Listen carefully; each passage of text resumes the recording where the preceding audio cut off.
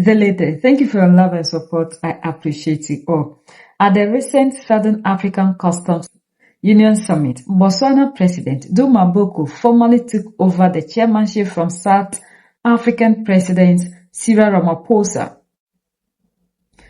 He described this leadership transition as an ongoing relay race, where each leader passes the baton to the next to continually build the region.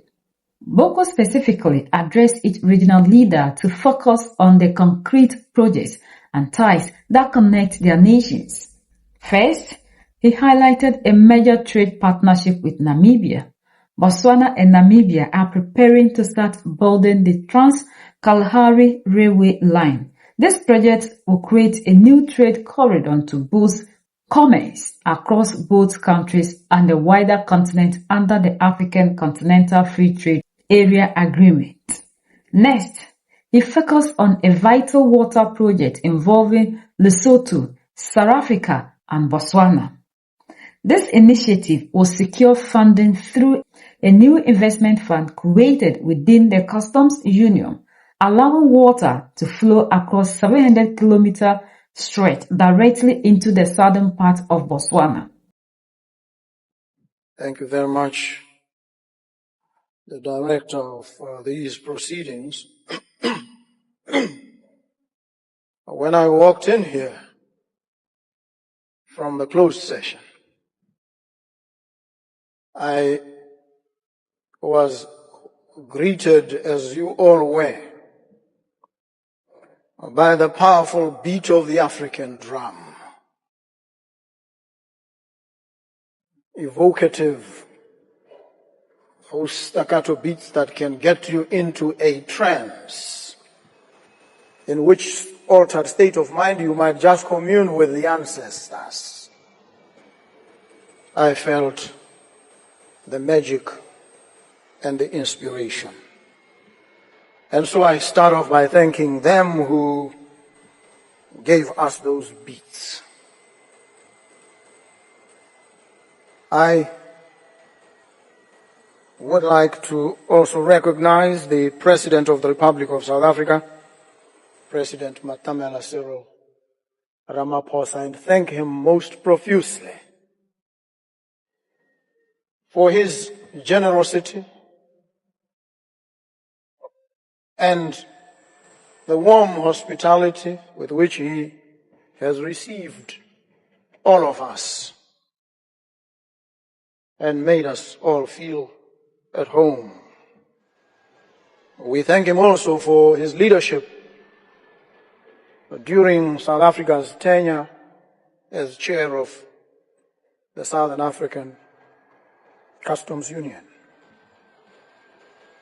We've made great strides, certainly building on the efforts of not just President Ramaphosa, but many of those who came before him and handed the baton through the years to the next in line, and it reached him. He passes it on to my good self. And I receive it with all humility in this unending relay race that does not take us to the finishing line, but to the beginning, always, as we rise and raise the continent, our region, and our union. We're most grateful to you, Mr. President. We also recognize the President of the Republic of Namibia and thank her as well. I look forward, Madam President, to us, you and I, commencing the construction of the Trans-Kalahari Railway Line in order to open up another corridor of commerce and trade, not just for Botswana and Namibia, but for the rest of our sub-region and indeed the continent and the context of the Africa Continental Free Trade Area Agreement. I Thank you very much, and I understand, I know very well that you are committed to the execution of this and the many other projects in the office. May appreciate the Prime Minister of the Kingdom in the Sky, Lesotho. I have been there a few times. I was there at the birthday of King Letsie, and I listened to the dances and the songs of the Basotho, including a special community I heard of there, of those people who bear scars and bruises, they describe. And they say these scars are not from taking anybody's wife, but from stealing horses. It's a community in Lesotho that takes pride in the fact that rather than participate in these other vices, they have their own specialization of vice, and that is stealing horses. And on every occasion when they are mentioned, they take great pleasure in this having to be stated and stated up front. I don't know whether they still steal the horses or it's a relic from the past, but it's an interesting part of their culture. And I thank you very much, and I know between us and South Africa, there will be a lot of water flowing over a 700-kilometer stretch all the way into the southern part of Botswana. We look forward to that project also commencing and receiving finance even under the fund of funds that we are in the process of birthing in Saku. Well, thank you very, very much. I look forward to more collaboration. In my culture in Botswana, we say, Mujamurahu ke khosi, the one who eats last is king, and in that case, I thought they meant it metaphorically. In the present instance, it applies literally. I mention the king last because he is king, His Majesty, King Mswati the third. And I greet him and say, Baye, te. Pagat.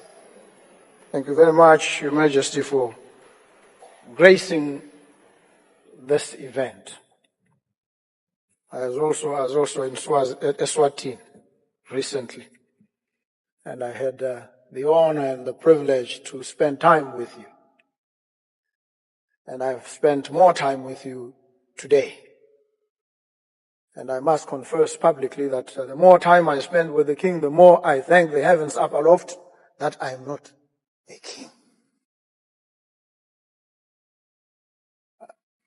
It is not as easy as it appears.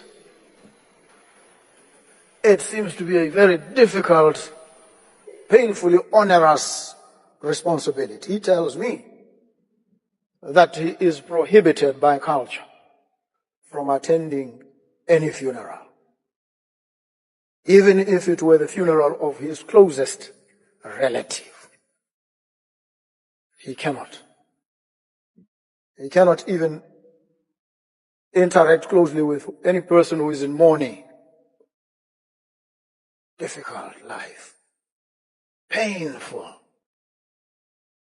I wouldn't survive in that role. He also cannot attend even the birth of his own children. He cannot see them immediately after they are born. He can only see them after a period of at least 3 months. And you sit there and you think, at some point, I wish I were a king. No, it's one of the most difficult jobs, and it takes a great deal of fortitude, strength, and character to occupy that station and discharge those functions, and do so with a kind of poise and elegance and equanimity that His Majesty discharges these functions. We appreciate the work that you do, the guidance that you give, and the friendship that we all share in this closely knit family that we are. So thank you very, very much. We met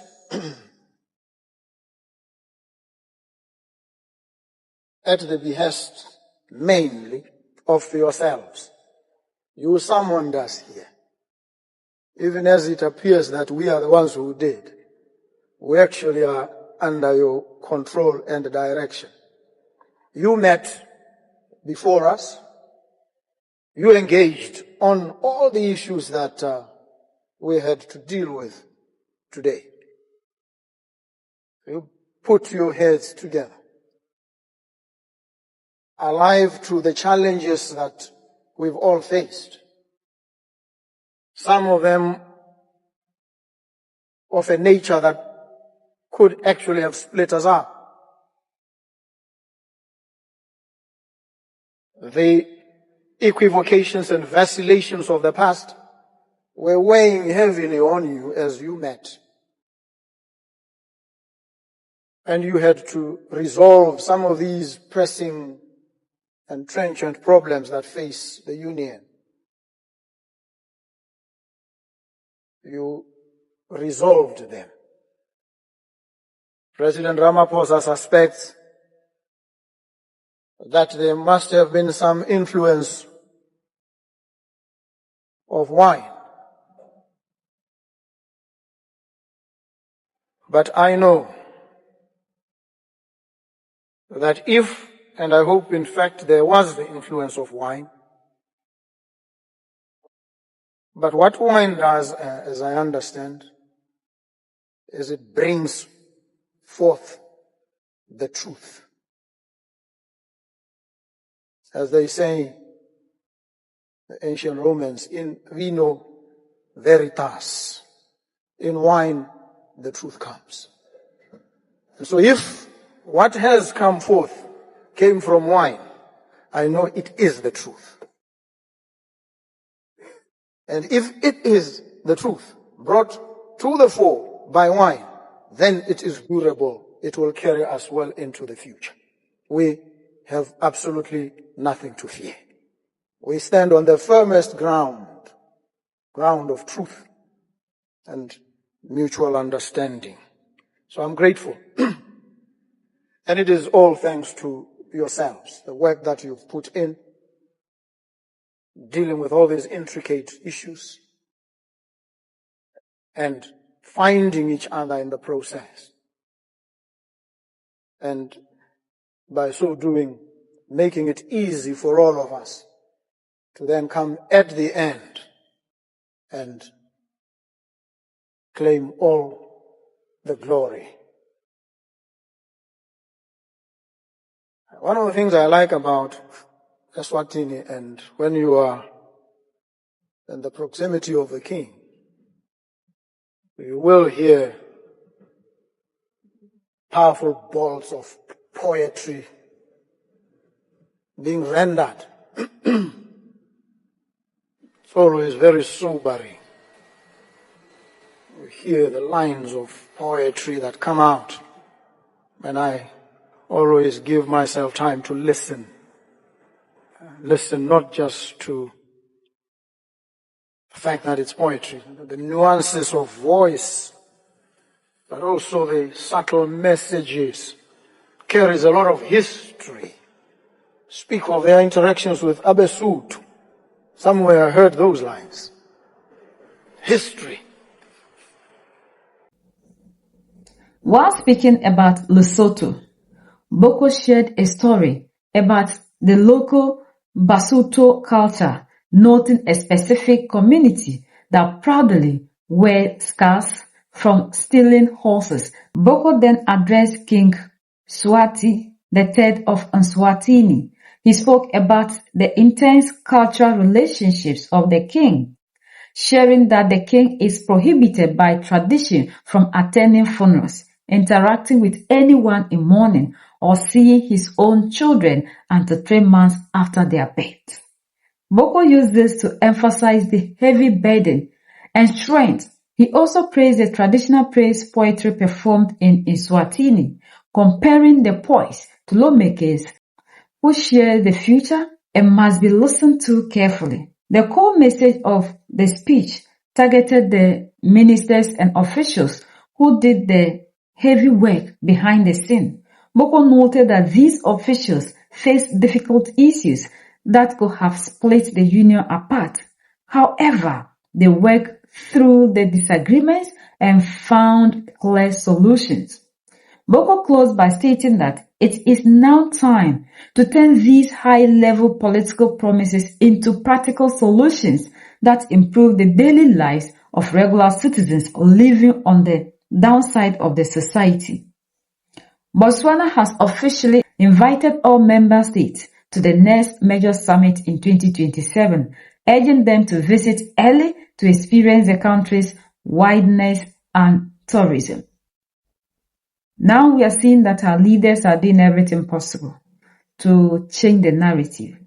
But like Duma Boko rightfully said, the time for them to act, to give us practical solutions is now. We have had enough of the speech, day in, day out, summit upon summit. So now that the leadership mantle is on Duma Boko, who is saying this, when we know they all say it, we hope Duma Boko will not only speak, but Duma Boko will act. Duma Boko will bring a change in the game whereby other African nations will follow. We need to trade more among ourselves. We need to change our approach to situation because the world keeps moving. We need to unite. It is very important. What is the essence of the free trade area when we cannot move among ourselves freely? So the time has come, just as the leaders are acknowledging that it's time for them to bring concrete solutions, and the time for them to unite, the time for them to see that the mantle that they have is bigger and they need to act and produce results. They need to start connecting things together. That is the most important thing as Africans. We need a connection. Look at what the leaders in Mali, Niger, and Burkina Faso are doing. What they said is impossible is what they are doing. No investors. These leaders are contributing their own ways to build. And this is the spirit of the African. We do not wait for other people to come and tell us what we should do. We do not run to other people for help when there's a crisis. The African always found solution to his or her problems until they came and made us dependent. So we need to break away from that chains of dependency and start building ourselves, give ourselves the power, and not to continue to be talking about what we need to do while we do nothing. The African can do anything with the resources that we have. It is unity that we only need in order to get to our destination. And that can only be given to us. That can only be done if the African is ready to come together, especially love ourselves. Because what is the essence of our leaders meeting and signing big treaties, smiling on camera, when we cannot, the citizens that they are taking these decisions on our behalf, move among ourselves freely?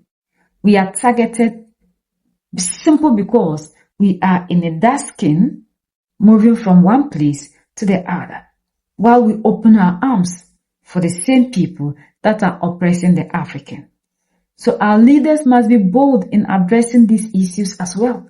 Because if you are having these ideas and the people you are pushing for a better life can't move among themselves, what is the essence of this free trade area?